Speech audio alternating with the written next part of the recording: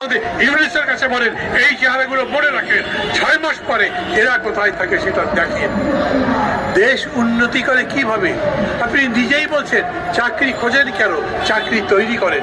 এরা চাকরি তৈরি করছেন, নিজেরা এমপ্লয়মেন্ট করছেন, অন্যদের সেখানে এমপ্লয়মেন্ট দেওয়ার ব্যবস্থা করছেন।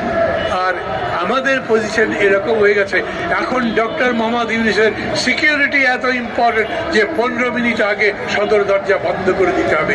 কেন? আমি সত্যি আমার জীবনে এত বড় অপমানিত কখনো বোধ করিনি।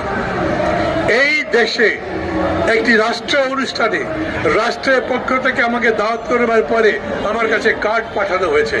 কার্ডে লেখা হয়নি কটার সময় আসন গ্রহণ করতে হবে, কার্ডে লেখা হয়নি 15 মিনিট আগে গেট বন্ধ করা হবে, কার্ডে লেখা হয়নি সব জায়গায় যেমন থাকে প্রধান অতিথি পৌঁছাবার আগেই দয়া করে পৌঁছাবার চেষ্টা করবেন।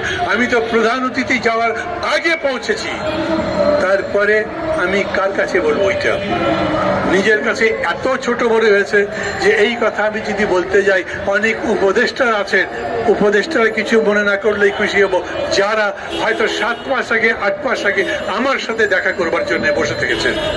কাউকে ছোট করছি, আবার বলছি, আমি এটা বিশ্বাস করি এই দেশে আমরা যারা বাস করি কেউ কারো থেকে বড় নেই। আপনার নিজের প্রজন্মের সাথে খোঁজ করেন, আপনার আগের যিনি প্রজন্মের মানুষ, আপনার ভাতিজা, আপনার ভাগিনা, অথবা এরকম কেউ হয়তো হাল চাষ করেন, এরকম হয়তো গ্রামে একটা ছোট মুদির দোকান করেন।